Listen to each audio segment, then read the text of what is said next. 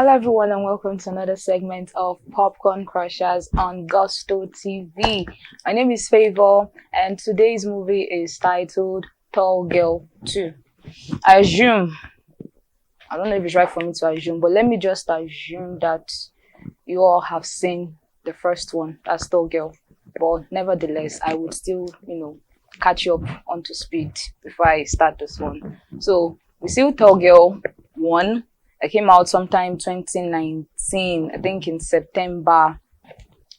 It was sort of a big deal as of the time it came out. You see the female protagonist, that's Jodie Kramer. Yes. Being a very tall girl at that age. I think she was in high school. Yes, they call it high school over there. Yes, high school. And she's like already a 6'2". And as a girl, they made it seem like she's some sort of a freak or something because she's that tall. I can remember the first scene of that movie when she was sitting in the library across this guy and he was talking to her. They were vibing and all that.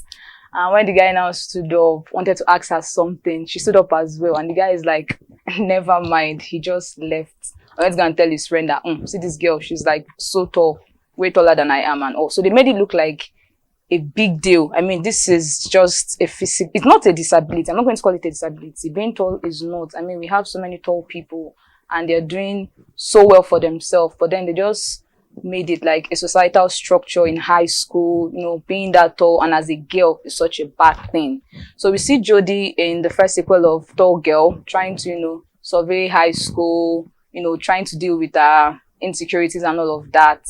When she finally gains confidence at the end and she now finally, stood tall. Then that was one. Coming to 2, Jodie is now battling with her newfound popularity and she has well landed the lead role in the school musical. So she was trying to battle with, all of these things, being popular. Everybody now knows her in school. She also has a boyfriend as well. So it was like the best time of her life. But then again, anxiety sets in and she's trying to battle this anxiety and stand tall again at the end of the day. So the director of this movie is Ting, and the lead actors, you have Jodie Kramer as Ava Mitchell, you have Jack Dunkelman, Jodie's boyfriend, you have Harper Kramer, Jodie's sister, as Sabrina Carpenter, and a whole lot more in the movie. Then this movie, the budget for Tall Girl 2, it cost 13.4 million, which is it cost 24.4 million, which is more than the initial one, which was 13.6. And an interesting thing about this movie is that the director changed. The first one was Nziga Stewart, then this one, that's the 2, was directed by Ting. So you would obviously expect some changes here and there, hence the storyline. I mean, the first one was all too cliche, tall girl finding confidence and ending up with a boyfriend. And you notice that this second one too, definitely still cliche, but then the whole anxiety, having gained her confidence, she's now trying to battle. I mean, this is someone that hasn't been used to the spotlight ever in her entire life, and she now gets the front row seat, acting as the female lead in the school musical. So she had to battle with this anxiety. She kept having thoughts in her head like, you're not good enough. Kimmy, that's her rival from day one. Kimmy is better than you. Kimmy will do a more fantastic job in this role than you. So she had that thoughts in her head and she had to battle it constantly, which, led to the end. And again, her boyfriend. I mean, for me, I felt like her boyfriend it was sort of forced. Yes, this guy has been your friend right from time. He's been there for you through thick and thin. He's been your greatest supporter, your greatest and biggest fan. And it's like, I didn't really see the need for them to match them, for them to become a couple at the end of the day, because it just seemed like, it's just the available guy. Okay, yes, I've gained this confidence and it's just there. Let me just date him. So I definitely foresaw their whole breakup thing in 2. I saw it was inevitable. It was going to happen, and it did happen. So you see the new guy, Tommy, that was the male lead character in the School Musical. You know, he coming, and I didn't really enjoy the fact that they just had to make everything look like, instead of pairing each of the characters together. You see Jodie and Dunkelman, you see Farida and Stig. At a point, I was thinking they were going to even pair Kimi and Sniper together. I was like, it doesn't necessarily have to be so. Must everybody be a couple? So we'll move on to the cinematography of the movie. I mean, it was top-notch. The cinematography down to the editing, the soundtrack, everything was in place. Then for the acting, I like the fact that there was character development. I mean, look at Kimi in 1.